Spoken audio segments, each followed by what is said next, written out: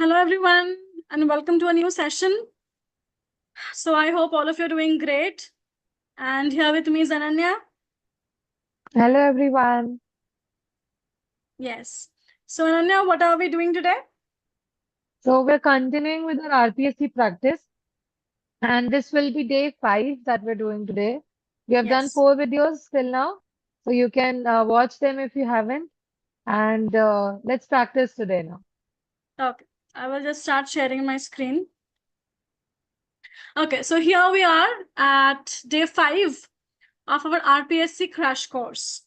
All right. So, let's move on to the first question. Here we go. Okay. Who among the following wrote Mazeppa, a long narrative poem about a 17th century military leader of Ukraine? Is it William Cowper, Lord Byron, P.B. Shelley, or S.T. Coleridge? Okay. So here we have Mazeppa. All right. So Mazeppa is a narrative poem by the English romantic poet Lord Byron, and it was published in 1819. It is based on a popular legend about the early life of Ivan Mazeppa, who later became hetman of Ukraine. All right, so Mazeppa, it's a work by the late romantic poet Byron. Do look up the works of Byron. He was a very famous late romantic poet. Okay, next question. Who is the author of The Truth About Me, a Hijra life story? Is it A. Revati, V. Geeta, Bama, or Mukta Sarvagod? The Truth About Me, or to tell who's the author? Yes, so this autobiographical work, The Truth About Me, a Hijra life story, it's written by A. Revati. It's written by A. Revati. She's a Bangalore based writer and activist working for the LGBT rights in India. She is a trans woman and member of the Hijra community. And that's why her autobiography, The Truth About Me, a Hijra life story. Okay, next. Which of the following terms describes a novel of fashionable high life in 19th century English literature? Is it brass spittoon, silver fork, golden spoon, or diamond jar? Okay. So between the years 1820 to 1845, this genre of the silver fork emerged. All right. And this was a fashionable subgenre of the novel. This genre, it aimed to depict elegant and aristocratic manners in detail. And this term was coined by Hazlitt, silver fork. This term was coined by Hazlitt, and silver fork novels refers to the fashionable novels during the 19th century, which talked about the detailed lifestyles of the aristocracy during the 19th century. Okay, next. Who among the following is exclusively associated with diary writing in English? Is it Samuel Pepys, Samuel Johnson, Ben Jonson, or Samuel Richardson? You have to tell who is exclusively associated with diary writing in English. So, as you all know, it is Samuel Pepys. Samuel Pepys, he was an English diarist and naval administrator. He served as administrator of the Royal Navy and member of parliament, but is most remembered today for the diary he kept for almost a decade. Though he had no maritime experience, he rose to be the chief secretary to the Admiralty under both King Charles II and James II through patronage. All right, but he's most famous today for his diary. Okay, and also another famous diarist during this time was whom? Samuel Pepys and John Evelyn. John Evelyn was another famous diarist during this period. Okay, next question. Culture and Society is a book published in Dash, Raymond Williams, exploring how the notion of culture developed in Great Britain from the 18th through the 20th centuries. Is it 1957, 1958, 1961, or none of the above?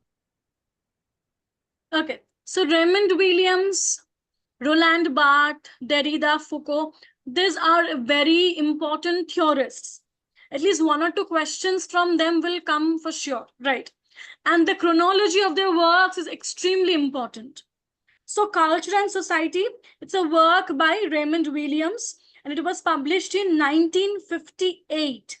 And this work explored how the notion of culture developed in Great Britain from the 18th through the 20th centuries. This work was published in 1958. So Raymond Williams's Culture and Society, 1958. Please remember the years thoroughly. Okay, next. Who among the following prose writers of the Romantic period authored on murder considered as one of the fine arts? Is it Charles Lamb, Walter Savage Landor, Thomas de Quincey, or Anne Radcliffe? Okay. So on murder, considered as one of the fine arts, it's an essay by Thomas de Quincey, first published in 1827 in Blackwood's magazine. Again, it's very important to note which work was serialized or published in which magazine or periodical. Okay. So on murder, considered as one of the fine arts, it's an essay by the Romantic essayist Thomas de Quincey. It was published in 1827 in the Blackwoods magazine. This essay is a fictional satirical account of an address made to a gentleman's club concerning the aesthetic appreciation of murder. So generally we read about aesthetic appreciation of paintings or literature, but here we have aesthetic appreciation of murder. Okay. And this essay was published in Blackwoods magazine. Remember, okay? Blackwoods magazine. Next. Who wrote the biography, The Great Indian Way, A Life of Mahatma Gandhi? Is it Mulk Raj Anand, Raja Rao, Niraj Chaudhary, or R.K. Narayan? Who has written the biography, The Great Indian Way, A Life of Mahatma Gandhi? Okay. So the Great Indian Way, A Life of Mahatma Gandhi. It's an extremely important autobiography on Gandhi by Raja Rao. It's by Raja Rao. It's a very important work, and this work has been asked in many exams as of yet. So please also look up the biographies by major writers. So, The Great Indian Way, A Life of Mahatma Gandhi. It's a work by Raja Rao, the Indian novelist. Okay. And Raja Rao has talked about Gandhi actually in many of his works, right? In Kantapura also, he talks about Gandhianism, right? Because the protagonist there is influenced by the ideals of Gandhi. So, The Great Indian Way, A Life of Mahatma Gandhi by Raja Rao. Okay, next. R.K. Narayan's first novel, Swami and Friends, was published in which year? Is it a 1930, 1932, 1935, or 1938? So, Swami and Friends is the first of a series of novels by R.K. Narayan.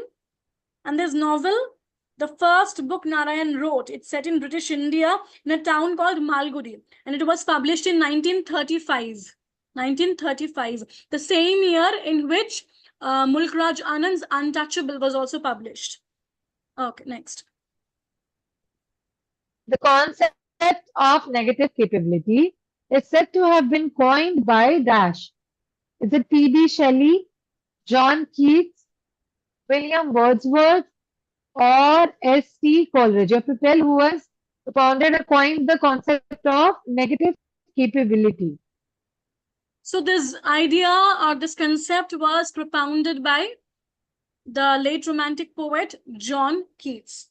And according to Keats, negative capability is, I quote, it's the capacity of artists to pursue ideals of beauty, perfection, and sublimity, even when it leads them into intellectual confusion and uncertainty, as opposed to a preference for philosophical certainty over artistic beauty. Okay, so negative capability refers to a position of dilemma, confusion, where not everything is for certain. And you should have that endurance, you should have that capacity to endure that confusion. That's negative capability. And according to Keats, Shakespeare was, the ultimate, what to say, embodiment of negative capability. So it's by Keats.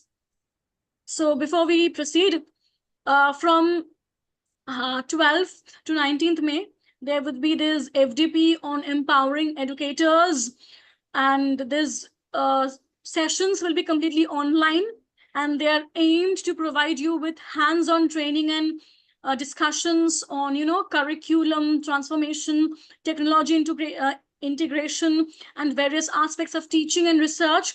This is a great opportunity for all the assistant professors and educators out there to enhance their overall teaching style and vocabulary and knowledge. And we are presently having this May Day special offer till May 7th, where you can register for this course for only rupees 1,000. And there is this number on the screen where you can contact for your further queries and get enrolled. Okay, next.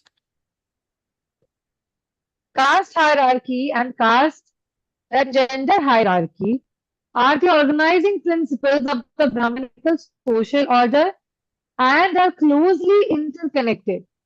The conceptualized term for exploring this relationship, as used by feminist historians like Uma Chakravarti, is dash. Is it intersectionality, Brahmanical patriarchy, structured sexuality, or organized reproduction? Okay. So you might have already heard about Uma Chakravarti. She is a very popular feminist historian of India. And she wrote an essay on Brahmanical patriarchy. And there, this essay begins with a small paragraph. And this paragraph is this one, the caste and hierarchy and gender principles. So according to Uma Chakravarti, the term Brahminical patriarchy can be seen as the point of departure from where we can start investigating these various hierarchies of caste and gender and how they operate and negotiate within the societal structures, right? So she saw Brahminical patriarchy, this term, as a point of departure for investigating these issues within the society. It's by Uma Chakravarti. And for your further reference, this essay by Uma Chakravarti was published in Economic and Political Weekly. So you guys can just go and look up the essay and read it. So it's Brahminical Patriarchy by Uma Chakravarti. Okay, next. Now, who wrote Literature and Dogma? Is it Matthew Arnold, William Hazlitt, Lord Tennyson, or Alexander Pope, who has written Literature and Dogma? Okay. So Literature and Dogma is Matthew Arnold's best work in the criticism of religion, which he believed to be the most important field in which he deployed his fine wit and penetration. Okay, so Literature and Dogma is a piece of criticism by Matthew Arnold on religion. Okay, next. The term foregrounding is associated with dash. Is it Marxist school, the Prague school, reader response school, or feminist school? The term foregrounding, you have to tell what is it associated with. So the term foregrounding is associated with the Prague school of formalism, and it refers to how the literary devices or the literariness is brought forth, or how it is reflected or exposed. That's foregrounding, and it is associated with the Prague school of formalism. Okay, next. In which of the following novels does the character of Lovelace appear? Is it Pamela, Clarissa, The History of Sir Charles Garrison, or The History of Mrs. Beaumont? If you tell in which novel is the character Lovelace appear? Okay. So Clarissa, it's the work in which we found the character of Loveless. Clarissa, or the History of a Young Lady by Samuel Richardson. There we find the character of Loveless. Okay, next. Now, Mary Shelley's novel Frankenstein is an example of dash. Is it historical novel, gothic novel, picaresque novel, or epistolary novel? Okay, so I got this question from the recent MH set exam. So here actually you can choose both options if there are, choices given, because it can be both Gothic and epistolary at the same time, right? Because the form or the structure of the novel is epistolary, and there are also some, tones of Gothic in it. But since there is no option, we can go for epistolary, keeping in, or Gothic, because keeping in mind the structure of the novel. So actually both the options are correct. You cannot just go for one excluding the other. So epistolary is also correct. But since there was no choice, I went for Gothic. Okay, next. Adopt, adapt, and adept are phrases in dash. Is it post-colonialism, modernism, new historicism, or culture studies? Okay. So post-colonial literature or post-colonialism can be divided into three phases: adopt, adapt, and adapt. So adopt is the first phase in which the literature adopts the standard form and accepts the principle of universal validity. In adapt, the second phase, it is the phase in which the subject matter is adapted from the standard European form to the subject matter's culture. And then lastly, the adept phase, it's the phase in which the colonized culture declares cultural independence and the writer reshapes the form to their own cultural standards. So, adopt, adapt, and adapt. These are three phases in post colonialism. And the last phase is mostly important, the adapt, where the colonized culture declares independence from the colonial culture, right?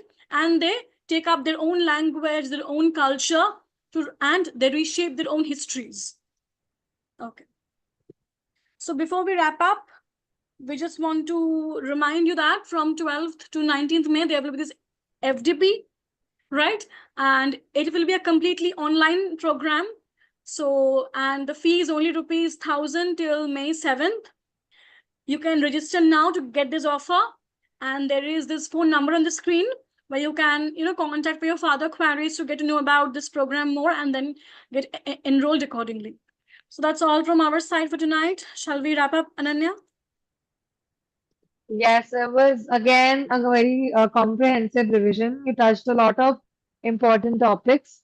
I hope you all are revising these after the session as well. All right, good night.